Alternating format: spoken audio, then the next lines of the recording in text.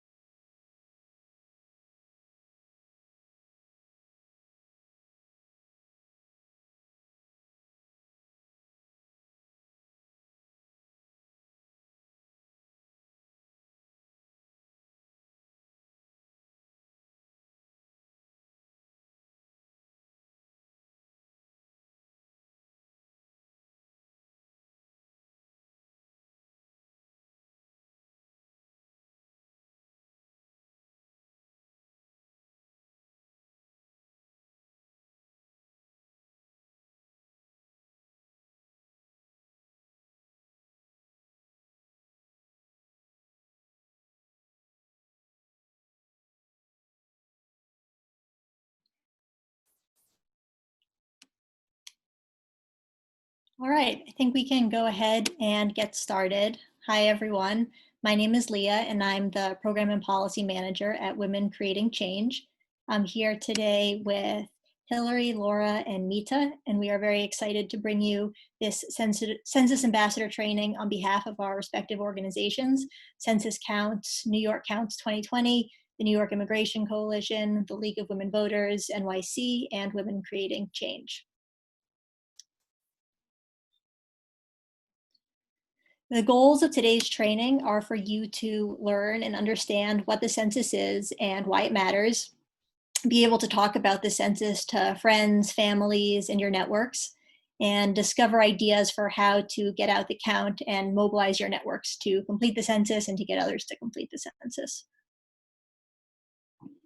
If you have a question at any point, please use the chat box. And before we get into more of the content, it'd be great to know who we have with us today. So please take a second and introduce yourself in the chat box. We would love to hear your name and neighborhood, where you're coming from. And again, please feel free to use the chat at any time to ask any questions.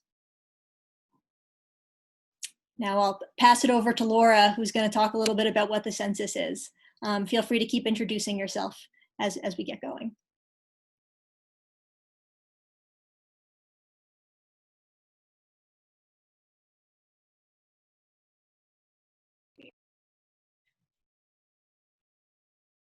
I'm unmuted now. Okay. Hi, everybody. This is Laura Quigg. Thank you for joining us. We're here to talk about the census. So let's discuss it for a moment in the context of our current environment of rolling crises. It's hard to consider the census to be a priority when the pandemic and protests, concerns about health, and demands for social and racial justice are taking center stage. But the census gets relegated to a lower priority. But it really fits right in. The census is about money. The census is about representation. COVID-19 has decimated the budgets in New York City and New York State, so we need the money more than ever. Hospitals are furloughing workers. Education will take a hit, especially in the underrepresented Black and minority areas and those with huge immigrant populations. New York City and New York State are already underrepresented because we are skewed so Democratic and because you're undercounted in the census. So population counts from the census are used to allocate $800 billion in federal funds annually. Some figures actually put that up to $1 trillion or more. It's also used to implement business decisions, such as where to break ground, where to hire, how to attract customers, guide business decisions. and it determines how many House seats we get. So that's our political power. New York has been growing slower than other states based on our census numbers and has lost seats in Congress, down from 39 seats in 1970 to only 27 seats today. We're estimated to lose 1 or more seats in the 2020 census. It's one thing to lose seats in the, to the Sun Belt, like Texas and Florida are expected to pick up the most seats, but it's really troubling to lose them in part just because we're undercounted in the census. Also, as we lose seats in Congress, we also lose delegates in the Electoral College. Next slide, please. So 73 billion in 2016, the New York State received over 73 billion from federally funded programs based on census data. The figure is almost surely higher now. Those programs include many that affect women and children disproportionately: Medicaid, SNAP, Medicare, highways, Section 8 housing, Pell Grants. Over $8.5 billion is in the New York City budget, about 9% of the total budget in New York City. Next slide, please. That's $3,750 per resident per year for 10 years. So the number is counted now, and it's an annual amount every year. Babies are often missed, but they have real needs for federal funding: school lunches, education, healthcare. So next, I'd like to talk about a little bit of the history of the census. The census has had a rather imperfect record when it comes to civil rights, but there has been progress. The census was mandated in the US Constitution in 1790, but at that point, the founders needed to figure out how to count the enslaved population. They reached what's called a 3/5 compromise, which says that enslaved people should be counted as 3/5 of a human being. Really appalling. The first census sorted the population into 3 racialized categories: free white males and females, all other free persons, and slaves. In 1820, all other free persons was later altered to free colored males and females. Mulatto was added in 1850. When slavery was abolished in the 13th Amendment, the 14th Amendment specifically removed the 3/5 compromise. It says that all people must be fully counted. In 1890, they created categories called quadroon and octoroon, which meant you're quarter African-American descent, African-American, and an eighth. That was later modified as whites became more interested in the notion of white purity. The one drop rule was used to affirm that a person with any African ancestry could not access the same social, legal, and economic privileges reserved for white people. These were used to justify and enforce the Jim Crow laws. By 1930, a single category for African Americans was introduced, and since then, the census has added many other racial and ethnic categories. There's still a lot of debate about classifications, but the census is used to determine which demographics get what resources. So asking the questions and acting them effectively is important. Another stain in the history of the census is that during World War II, the Census Bureau provided data that was used to put Japanese Americans in internment camps. Next slide, please. Next slide, yeah. So the Bureau is no longer allowed to do that. So Congress passed the Census Act, known as Title 13, which safeguards the confidentiality of census data and assures that private information may not be shared. We'll come back to that later in the talk. Next slide, please. So this is coming back to that, okay. So a word about Shirley Chisholm. Fun fact, Shirley Chisholm, a daughter of immigrants from Barbados, the first Black woman to be elected to Congress, was a census taker in Brooklyn in 1968. She believes strongly that poor Black and Hispanic residents she sought to count needed representation. The picture here is from the New York Times in an article about unpublished Black history. They described her as looking resolute and formal with her census bag and button-up dress. Next slide, please. So lastly, in my area, the challenges that we face for 2020. Big one is the digital divide. This census is the first one that is being done online. And so one of the problems is that a lot of people don't have access to online resources, or they're not very comfortable in using them. The other thing is that with the digital way of putting it out in online form, it meant that the Census Bureau thought that they could cut funding. And so there's much less funding that's been allocated for this census compared to what was originally asked for and what has been available in previous censuses. Also, there's a fear of government. People don't trust the government. And New York City includes many historically missed groups: people who lack English language proficiency, children, and people living in unconventional housing arrangements. Door knockers need to get past many locked doors to get to the final one. Also, COVID-19, libraries are closed. They had been set up with kiosks and trained staff members to help people fill in their census forms. We at the League of Women Voters had plans to staff all of our voter registration events with people prepared to hand out literature and talk about the census. We thought we would be out in front of NYCHA housing, senior centers, and working with the Y, talking with people about the importance of the census and helping them fill out the forms. But now we can't, so we must get more creative, which is part of what we're trying to do here. So now I'll turn it back over to Leah. We'll continue. Thank you, everybody. All right, hello again. Thanks, Laura. So now I'm going to talk a little bit more about how the census works and get into a little bit of the nitty-gritty of the form. Many of you may be familiar with some of these slides, but we want to make sure that everyone is on the same page and feels comfortable communicating about the census. Next slide. There are 3 different ways to respond to the census. The first and kind of primary mode, as Laura mentioned, is online. This is the first digital census. You can fill it out on any device at my2020census.gov. You can also call the number mentioned on the slide below.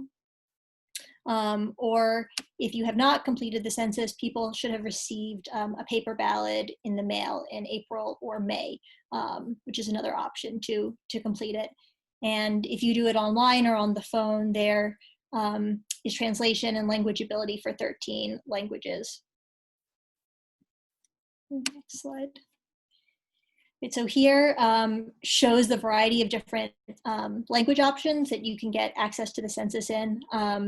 The ones from the internet and phone, and then there are other language guides and resources. I won't read through all of them, but I think it's important to get a sense of the languages that are out there and the resources that exist to be able to direct people to. So COVID has sort of changed the timeline of the census and the schedule of operations, but the census did go live in March. And April 1st was Census Day, which is an important date because in filling out the census, you should respond to it based on where you were living and who you were living with on April 1st. That date is the point of reference for completion. We're really hoping and encouraging everyone who has not filled it out to do so now. Door knocking begins on August 11th. And so if you don't want somebody to come to your house, especially during a pandemic, I would recommend completing it and encouraging others sooner rather than later. And also just easier to have more people complete it earlier. New York is currently behind the national averages. So really hoping to increase that number. And then the census was extended into October, but again, sooner is better. So what's on the census? It's pretty fast to fill out. It took me under 10 minutes. It can be slightly longer depending on how many people are in your household, but we have the different types of questions listed below. Age, sex, which unfortunately there are only binary options for, race and origin, relationship status, home ownership if you're an owner or a renter, phone number, and information on the additional people living in the home. It's also important not to note what is not on the census. Any form that asks for Social Security or bank account information is not the census. And so just be wary of that, of any false information. And it's also important to note that there is not a question about citizenship on the census. There was a lot in the news about this, and it has created a lot of fear and anxiety, but there it will not be a citizenship question on the 2020 census, which is very positive. Laura alluded to this earlier, but census data is protected by the law. Any information that you give is confidential.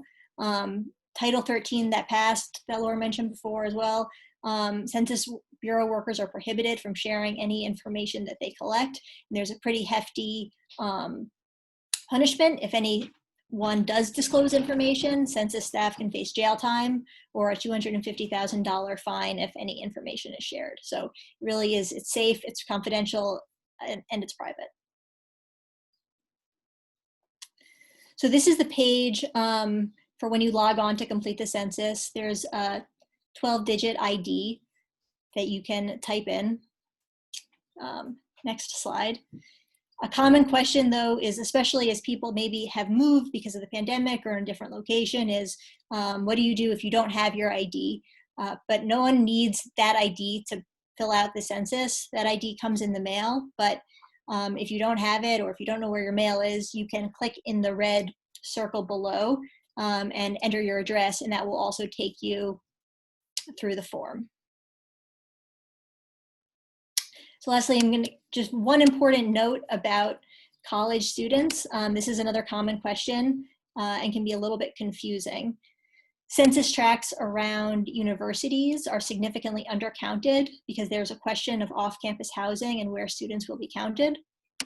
But students, college students, should not be counted in their parents' homes, even if they go back. If they were living on campus in a dorm or other college housing, they will be counted by their college and the college administrator. If they were living in off-campus housing, they should complete the form themselves online.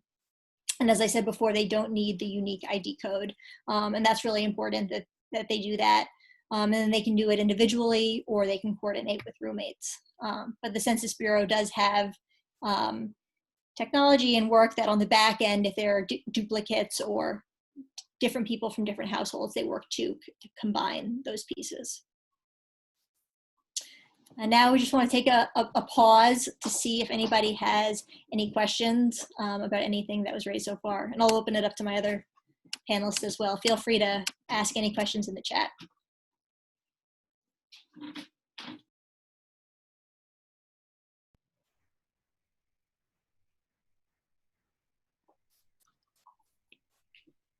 Wait a minute to see if anyone has questions.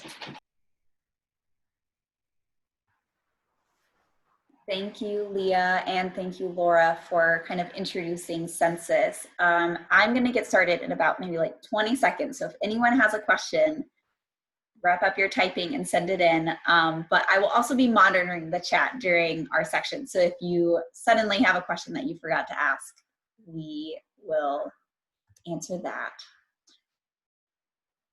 Tina, to answer your question about sharing with participants, yes, the question is yes. Tomorrow or Thursday, you're going to receive an email from us with all sorts of resources and this presentation as well. Susan, we are going to get to your question in this next section. And then Mita, Laura, Leah, I'm going to pass this question to you from Christina. If someone was living in a relocated place by April 1st, they should fill out the census for their relocated place? And that's a question. So should they fill it out where their relocated place or where they would have been on April 1st? I'll take it because it's my buddy Krista. Hey, Krista, how are you? Good to kind of see you. So Krista, I think what you're asking is, well, I don't know what you're asking, but I'm going to try to answer it. So the point is, if they have relocated and it's a sort of temporary relocation, so they have intention of returning to where they were, I would put where they were and not where they are on April 1st. So, and if your question is vis-a-vis college students, Jean just asked that question, and that's what Hillary was getting to, and it's kind of complicated. Where college students should be counting is where they would have been had they not been displaced, due to the pandemic. So if they were in a dorm, they get counted in the dorm, and that's done by the college administrators. If they lived in off-campus housing, even if now they're living with their parents in Manhattan, but they would have been in off-campus housing in Boston, they should fill it out as if they're in Boston. But vice versa, anyone that's left New York and gone somewhere else for the pandemic, they should fill it out as if they were here. Okay, yeah. So, go ahead. Yeah, so Krista, so people who sort of left and said, forget it, I'm going to my parents' house for the duration and I'm coming back in September, you know, they would have normally been living here at that time, and so they should be counted here. And then Sheila has raised her hand. So Sheila, I'm going to unmute your line so that you can ask your question to our panelists.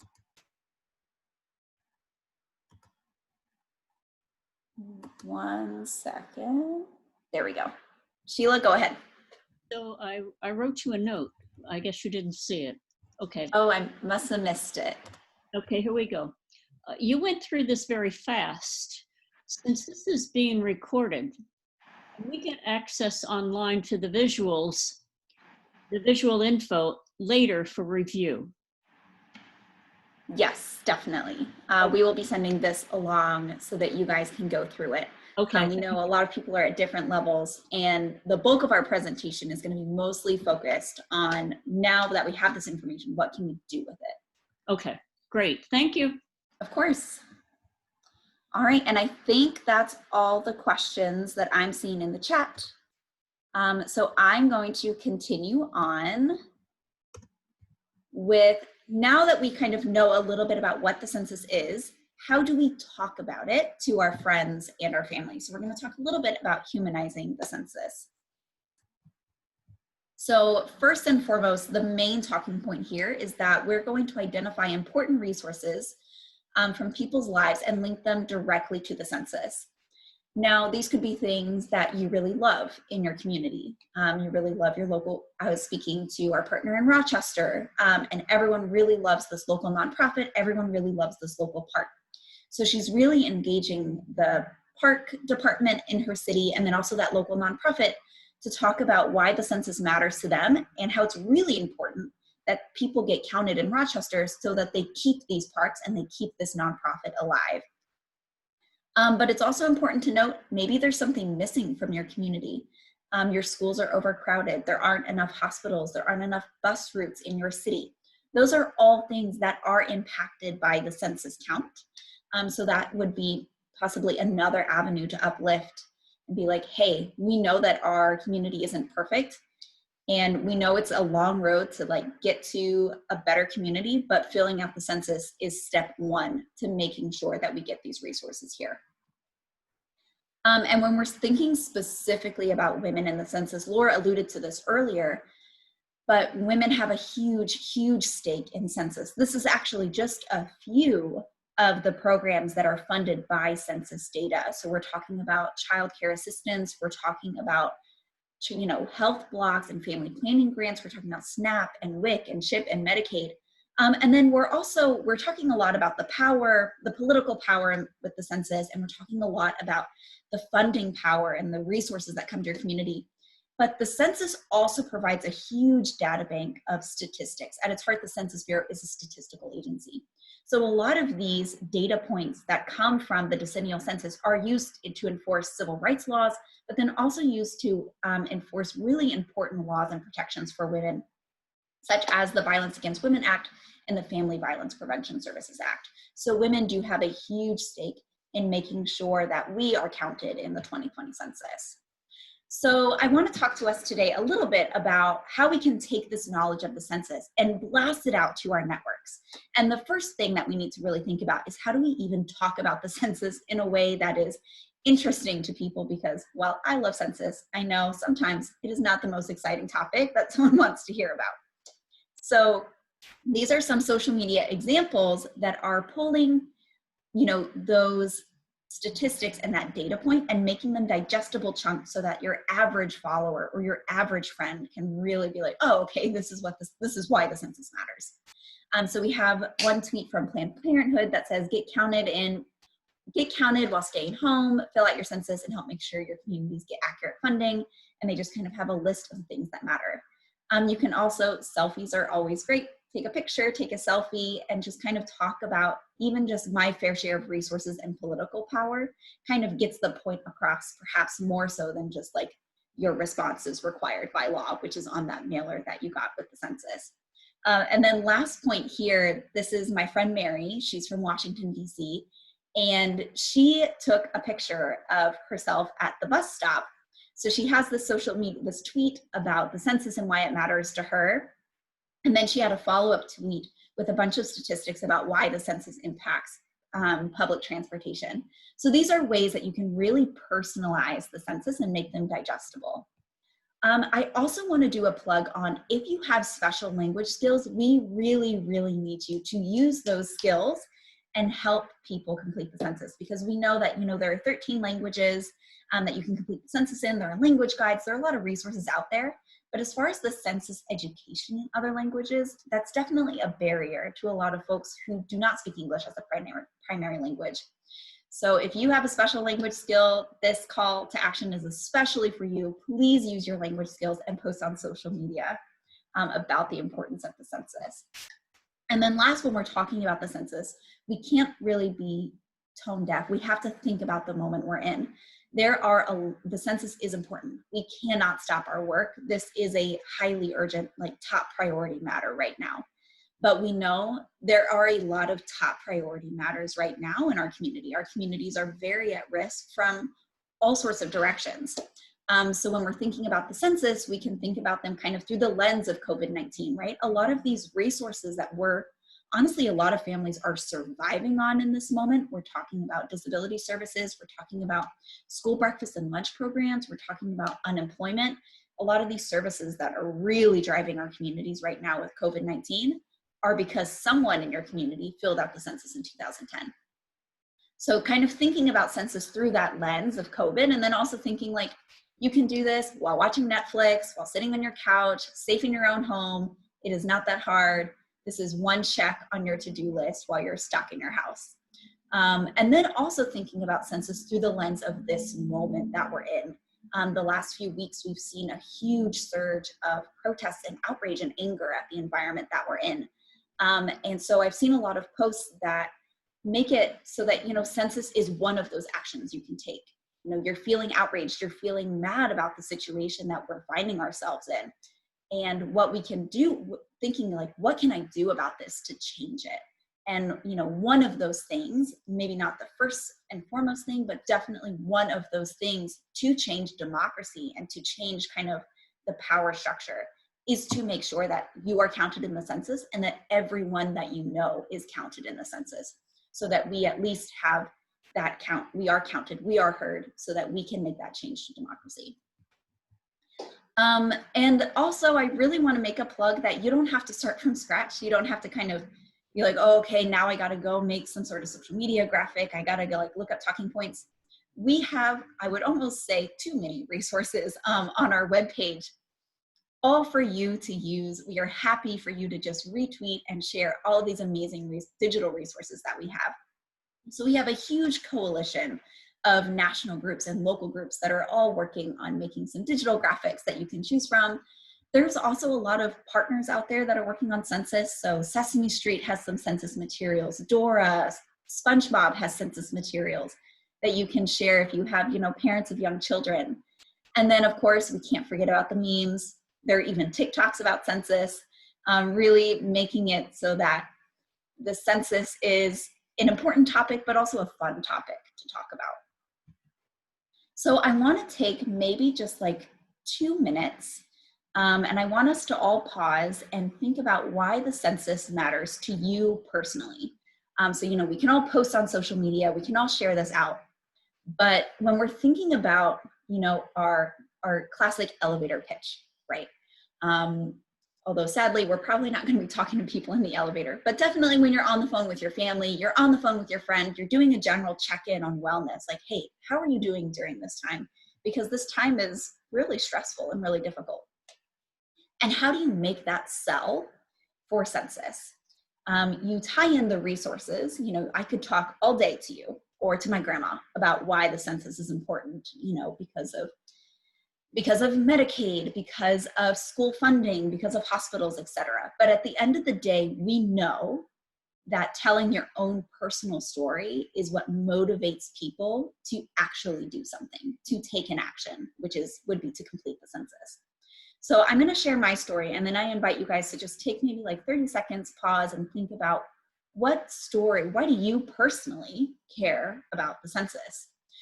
So the story that I always use is back in March. It was my little niece's second birthday. And this is when everything was kind of going down. Everything started shutting down. Like I had things planned as a census field like organizer. I was like, oh, I'm gonna go out to this city. I'm gonna go over here. And then all of that shut down. So I'm like frantically trying to rework my entire field plan that I'd been working on for a year. And then also trying to plan her second birthday. And it hit me that she's 2 years old in 2020. If she were missed, the next time she could ever be counted in the census would be 2030. That means she's going to be 12 years old at that point. That means she will have missed out if she wasn't counted, which she was, because I am known as that person that always talks about census to anyone and everyone. But if she weren't counted, right, and we know that young children are historically missed, she will be 12 in 2030. She would have missed out on all of that preschool funding. She would have missed out on an entire elementary school life of funding in her schools. And that's just school funding.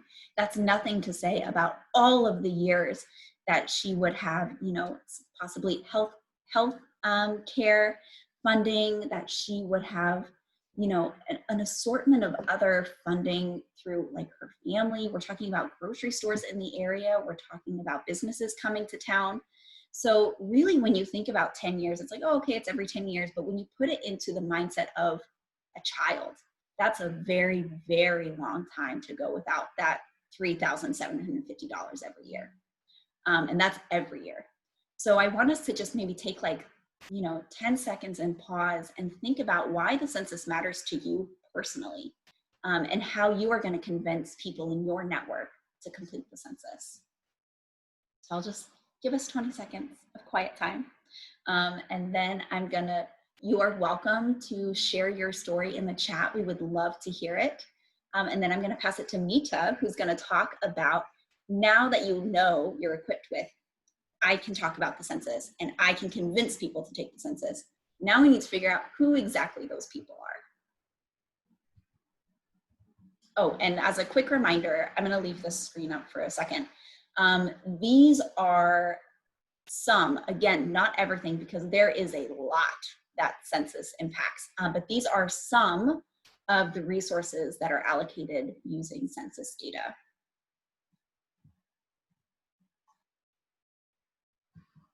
All right, Mita, I'm going to pass it to you. Take it away. Wonderful. Firstly, I want to say it is just such a real pleasure to be on a panel with these three women, really fantastic women and fantastic organizations. So just really happy to be here with all of you. And I also scrolled through the participant list and saw the attendee list and saw some friends. So hello, friends. Good to see you. So we've gotten a lot here. And now I think everyone who's here is like, okay, what can I do? And what's great is what I'm going to charge you with is to ensure that you get 5 more households counted. So that's what your homework is for me, from all of us. And why did I come up with that number? So I'm just rounding. Let's pretend Hillary and Laura said the number is $3,000 per person, right? And let's say we've got 4 people in a house, so that's $12,000 per year And then you've got 12 times 10, and now we're up to $120,000. And then we're multiplying that times 5, and look at y'all already $600,000. And I know there are some fundraisers. It sounds like you're breaking up just a little bit towards the end of your sentence. Okay. I am going to switch to my hotspot. Okay.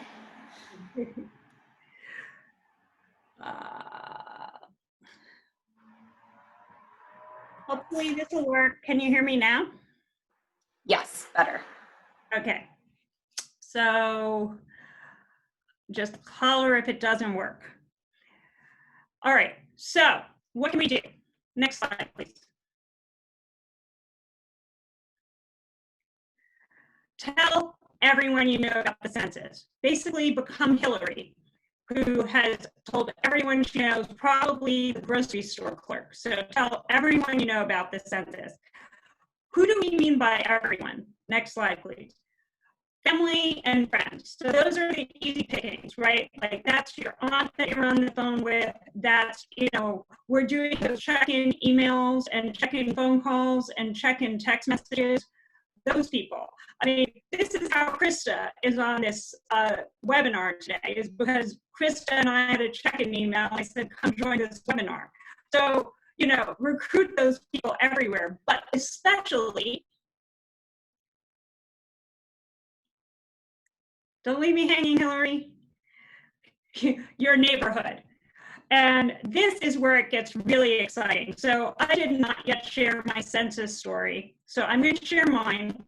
I am an incredibly competitive person. And New York State is currently ranked number 38 out of all the states filling out the census. Our response rate as of 3 p.m. this afternoon is at 56.7%. And the country as a whole is at 61.4%. Any bit where we're below the average, that's us giving up our resources and representation to a state that's above the average. So I said we're at number 38. Guess who's at number 1? Any guesses? Hillary knows because she's heard me complain about this all the time. Minnesota. Minnesota is at number 1. Now, why does that get in my craw? My in-laws are from Minnesota. Like, it is really embarrassing to me to say that I do census work for a living and my state is hanging out at number 38 and my in-laws are hanging out at number 1. So, you know, I get motivated by this. Other people get motivated by this. I've shown this map that I'm about to show you to 10-year-olds who go around and get so excited and figure out how can I go and get other people counted. So this is the hard to count map. And Hillary is going to take us to the hard to count map. You can find it, we'll be sending the link in our follow-up email, but you can also just Google hard to count map and you will get this map. So I saw that, yeah, so I did not tell you where we are at, as New York City, because I thought this is something we could do together. So Hillary's taking us to Manhattan. That'll give us the county response rate. So Manhattan, oh, first she's taking us to New York City. So New York City, okay, sorry, my connection's still poor. Hillary, do you want to take over while I see if I can fix my connection? Yes, I can do that. So where Mita was going here is, this is the hard to count map. Like she mentioned, it's very easy to find. You just Google hard to count map, but we'll be sending the direct link in the follow-up email. But this is a great map when you're thinking about, you know, your friends and family, but also thinking about your neighborhood and or like places where you interact and work. You know, so if you volunteer somewhere, you can kind of look up that neighborhood and see how you're doing. So basically what you do is when you go, you type in the area that you're interested in, and then you can click and we can see cities. New York is at 52.1% when the national average is 64%. And then we can even zoom in further and really get down to like the nitty gritty on where things are. So if we're looking over here, right, like in Koreatown, we can click here, and if we go to tracks, then it's going to tell us how many people have completed the census in that specific neighborhood. So these are really great kind of tools at your disposal, right? So if we go over here to Brooklyn, we can see over here, you know, over by Pathmark, perhaps this grocery store, where the response rate is. And also what's really great about this tool, one thing to note is that basically anything in blue is 50% of folks in that neighborhood have responded, and anything in orange is less than 50%, with of course various shades of severity. You can also see not only the self-response, but you can see like populations that may be undercounted in certain areas. So you can kind of start thinking like and strategizing, okay, so this might be a population that's historically undercounted. This is the percent of people that live in this specific neighborhood. So you can see like, you know, all sorts of information that you might need to help strategize. You can also see like internet access, because Laura mentioned, right, the digital divide is very real.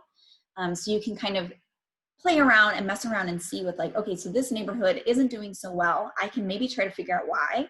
And then also more importantly though, if you don't have a lot of time to dive into this map, as fascinating as it is, you can just at least see like, okay, this area in my neighborhood, like this specific area is an area that really needs some attention and really needs some help.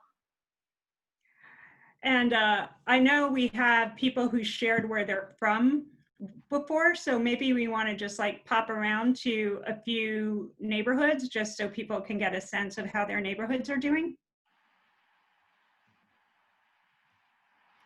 Let's see. So we had someone from the Upper East Side, which is an interesting conundrum we're facing. Oh, we'll do that next, Krista. Mita, you're gonna have to tell me, because I'm not a New Yorker, a New York Cityer, where Upper East Side is. All right, so head over to Manhattan. Got it. And find Central Park. Okay. And we can see Upper West Side and Upper East Side at the same time when you do that. So I'm showing Upper East Side and Upper West Side for a reason. Hillary gave the quick version of looking at this. Blue means you've crossed the 50% threshold. This yellow, orange, brown thing means you're below it. The darker the color, the worse off you are. The Upper East Side is historically a very well counted area. It normally comes in at about 70%, but those numbers are not great. So Upper East Side needs to step to it. I'm just calling it because we know the Upper East Side has been able to do it before. So meanwhile, Upper West Side is pretty much holding its own. We've got some strong areas, some not as strong areas, but they've all crested 50%. So it's interesting to see how it's going. And you can see with what Hillary's showing, this area looks like it's doing great. It's at 64.6%, but the other number given tells you where we ended up in 2010. And what we have to remind everyone, and I don't think we said this, so maybe it's not reminding, New York City in 2010 had a 62% response rate as a whole. That's a pretty poor number. So we need every single neighborhood, no matter how well it did in 2010, to not just meet what it did in 2010, but to better that, to best it, to incrementally move that needle. So that just, you know, this gives you something to aim for. And as Hillary showed us so beautifully, also gives us a sense of who lives in that neighborhood based on previous census data. We had Crown Heights, I believe. Okay, you found Park Slope. So Krista, there's your Park Slope. And Crown Heights is not performing very well. It's going to be at around 48%. So this is a really fun tool to play with. Yeah, I mean, we could do this all day long, and I will not lie, there are times I take an hour and just play with the map. So I encourage you to play with the map, figure out how you're doing, how your friends are doing, and this is a way to engage with people. Okay, so we've done the map. So now you know how things look, where you stand, where your neighbors stand. So now what? Think of ways to engage them. And you're thinking, but Mita, but Hillary, we are socially distant. What are you talking about? Well, figure out your network. And your network is who? Your friends, your family, people you work with. But let's start thinking broadly, like even there. So I started thinking, what friends do I have that are connected to their temple or connected to their church? Can I reach out to them and ask them to ask the church or temple or mosque to send an email out encouraging the congregation to fill out the census? I live in an apartment building. I asked the board of my building to please send out an email about the census to the entire building. You know, there are a million ideas. I have a virtual opera group. It is true, I do. So I always put that in the chat box of the virtual opera group.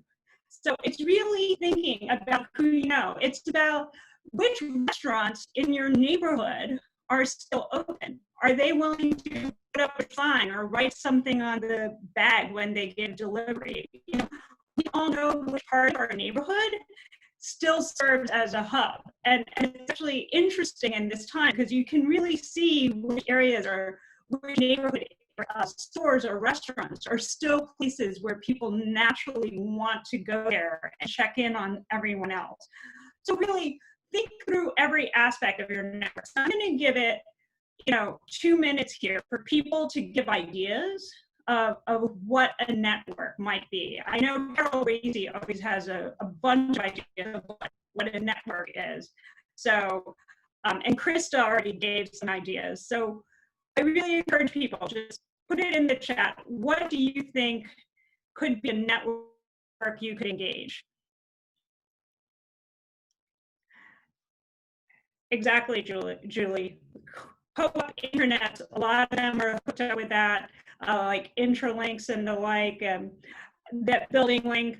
And that's like a great way to like get the word out and be like, I'm doing this for the community and this is for our neighborhood.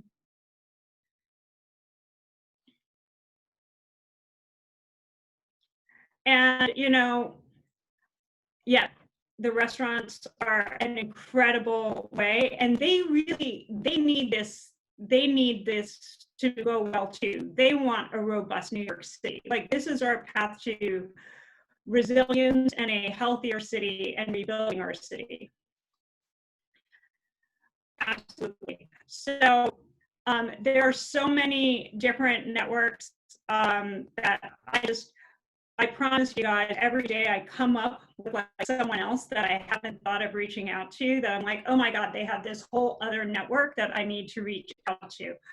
And then one thing I do, and this will come up again later, as I think of my friends that might have their own listservs, whether like, I bet every single person on the call, I can guarantee it, is friends with someone who's a realtor.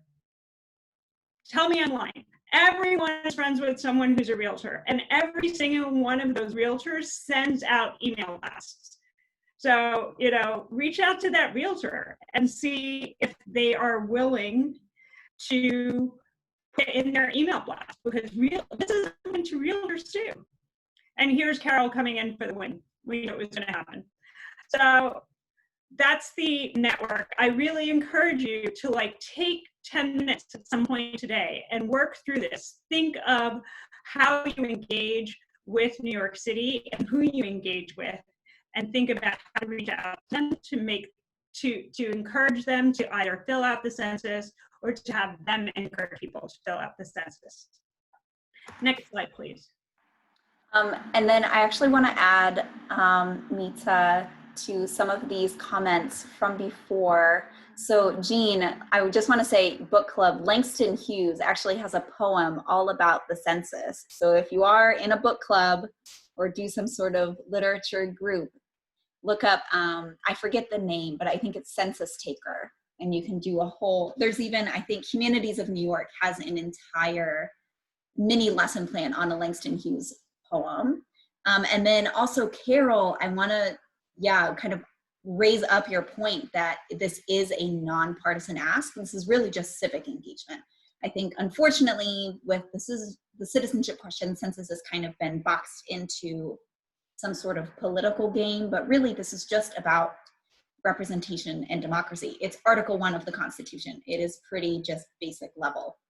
So it definitely is a nonpartisan ask that you should ask everyone to kind of uplift and talk about. So these next slides, we have other things that you can do.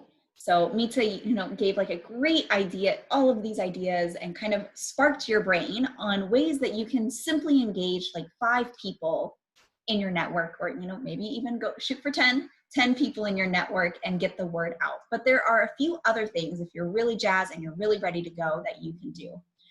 So one, I think most important is recruit trusted messengers. And what we mean by trusted messengers, we mean like just people that are respected in the community. People that, folks listen to. So these might be a teacher, these might be principals, these might be a principal of a school. These might be,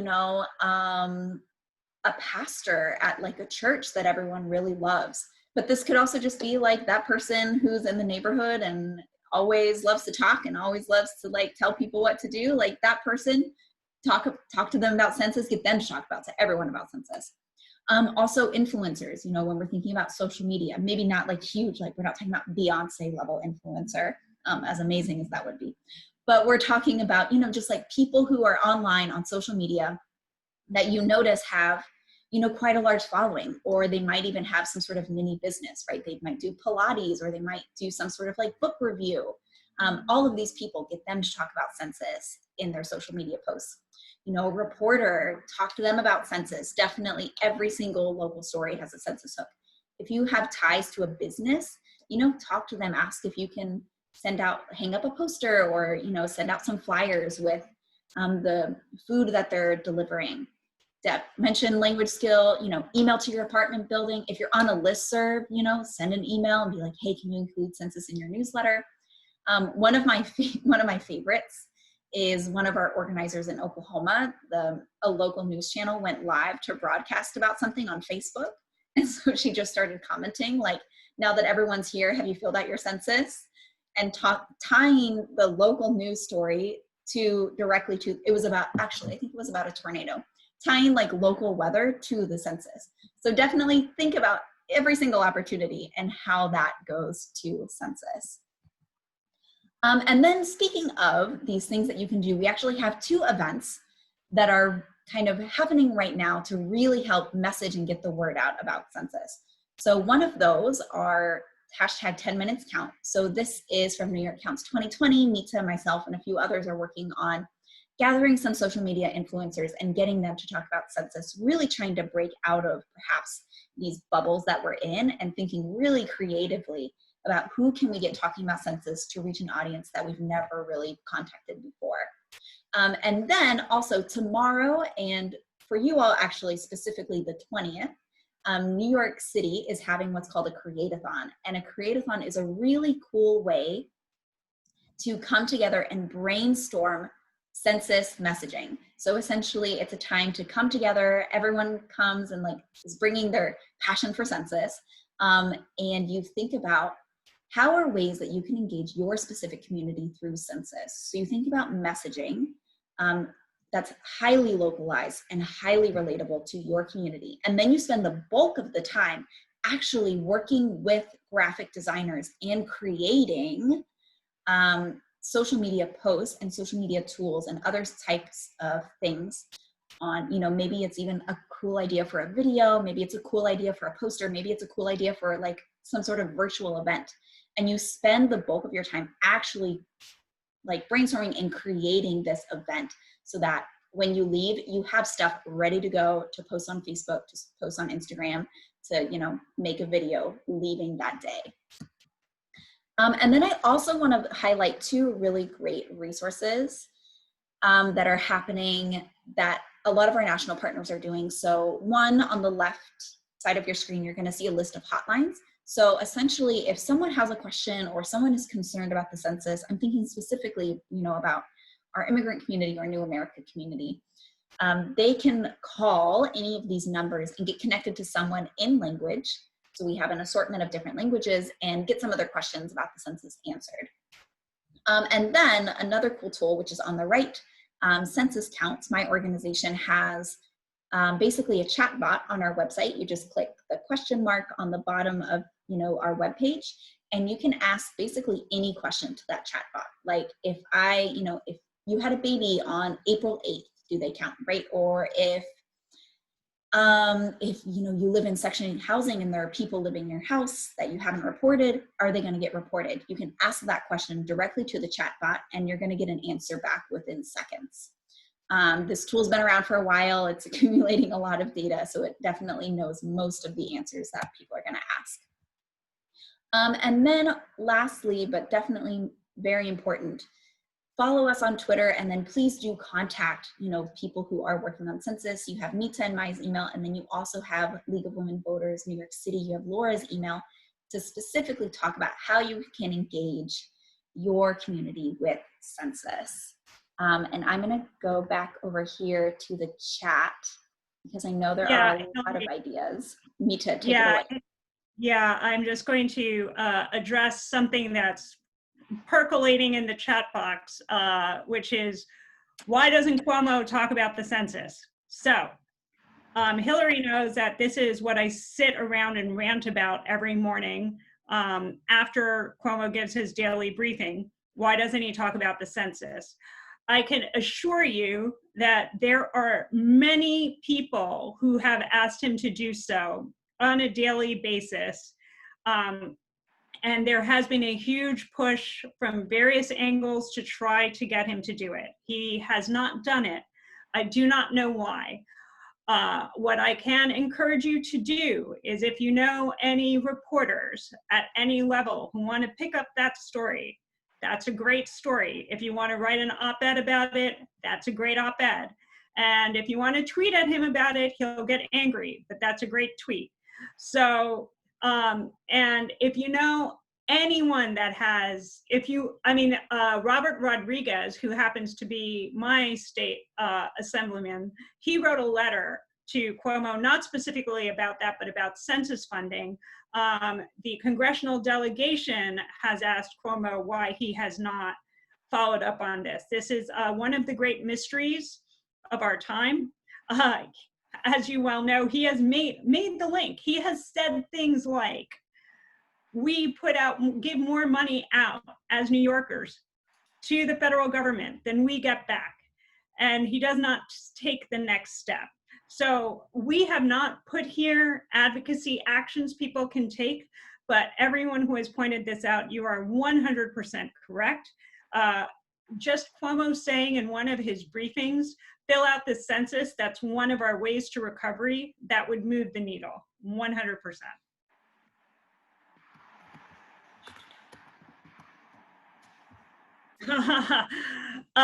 Yeah, Carol, that's the other issue. They have not said anything about the money that they allocated. There's 30 million allocated in the most recent budget, and there has been no update on if or when that money will actually ever go out to community groups. And that's something, again, this is an advocacy point. We wanted to give people concrete tools to be able to go out and count their neighbors and friends. But if people want to join advocacy efforts around that, we welcome them.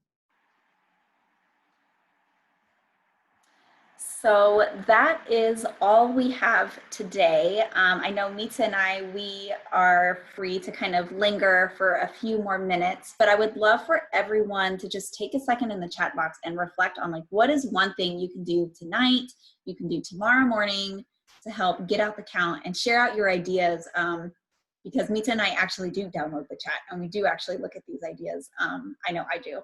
And think about, add these ideas that you guys have to our own bank of like, oh my gosh, we should reach out to this person because that's an incredible idea. So take a minute, share your ideas. And then also if you have any questions, we can linger for about 2 more minutes. But with that, Laura, yes, I will download the chat and I'll share it to you and to the group because that's a great idea. With that, thank you guys so much for hopping on today. It was such a pleasure to talk to you guys about, one of my favorite subjects, which is census. So I will leave it at that.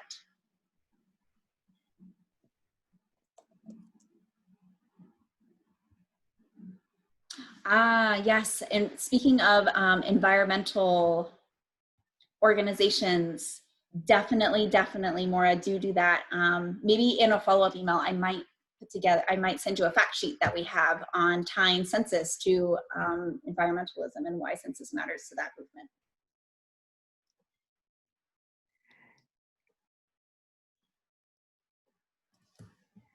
Great. Thank you. Absolutely, everyone. Help us get out that count.